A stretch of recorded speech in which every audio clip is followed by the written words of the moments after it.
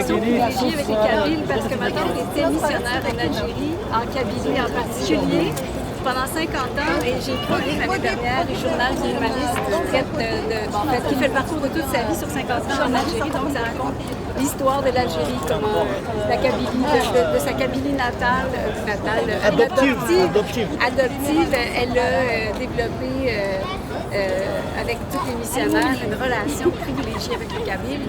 Et leur rapport est quand même important parce que bon, la communauté a été développée depuis 1830 par cardinal Lafigerie et l'objectif c'était l'éducation et les soins hospitaliers. Donc, parce qu'ils se sont rendus compte, ils sont partis en mission et ils se sont rendus compte que les gens avaient beaucoup plus besoin de soins et d'éducation que de religion. Et donc, ils ont mis l'accent sur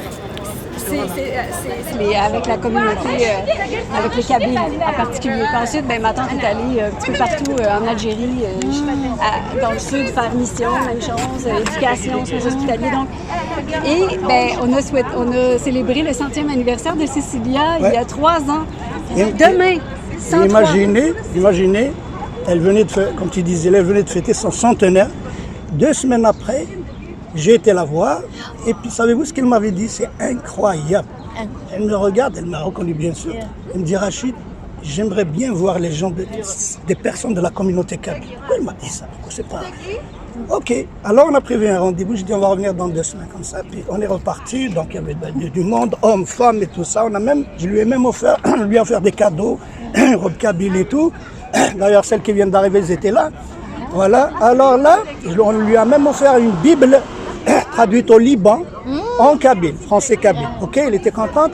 Savez-vous ce qu'il nous a dit? Vous êtes un cadeau du ciel. C'est comme si c'était une personne qui savait qu'elle allait partir. Et donc elle voulait mourir dans son Québec natal, entourée de sa Kabylie adoptive. Elle m'a dit, Rachid, merci bien. Quelques jours après, même 2-3 jours, on m'appelle, on me dit, Rachid, Céciliane, c'est fini, elle est partie.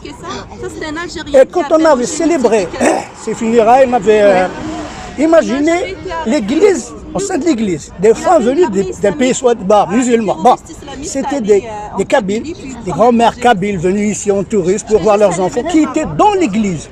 Puis il y avait une sœur qui m'a regardé et me dit, Rachid, c'est incroyable. Je dis, quoi? Nous, les Kabyles, écoutez, la religion, c'est l'être humain, etc. Il me dit, mais si c'était comme ça, est-ce qu'il y aura des guerres de religion sur la planète? Est-ce qu'il y aura de la haine, etc. J'ai dit non. Il dit, mais c'est extraordinaire. Je dis, parce que ce qui importe, c'est, voyez le cercueil, c'est la défunte là, ce qu'elle a laissé derrière elle. Parce qu'il y a même une citation chez les Kabyles qui est restée. On dit que c'est Saint-Augustin qui en est l'auteur. Alors à un moment donné, quand il animait sa messe, là où on a de l'époque là, puis il avait remarqué, c'est toujours les mêmes personnes qui se présentent dehors. Les mêmes personnes qui se battent pour entrer dans l'église, faire les prières. Et puis à un moment donné, il dit, il y a ceux qui sont là et qui ne sont jamais là.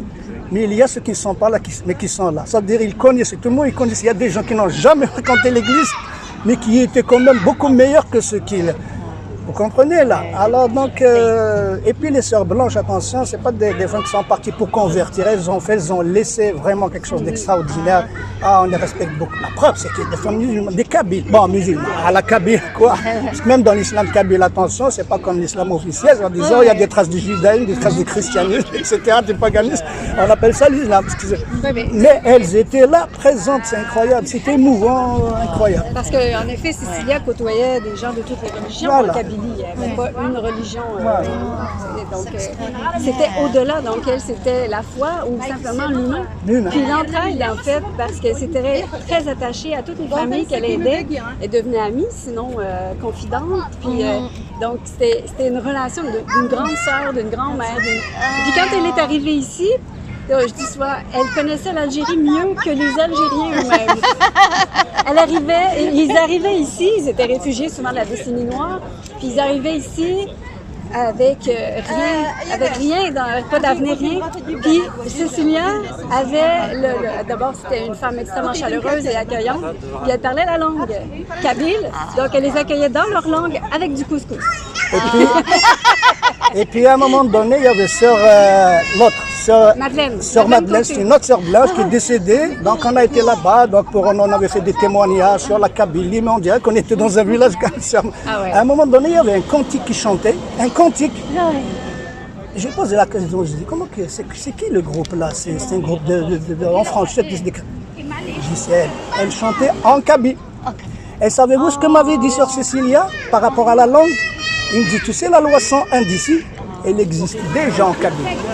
Ce que leur disaient les pères blancs, quand les sœurs blanches arrivent, la première, c'est une obligation, hein, c'est de parler la langue de la société qui vous accueille pour mieux. Elle parlait la langue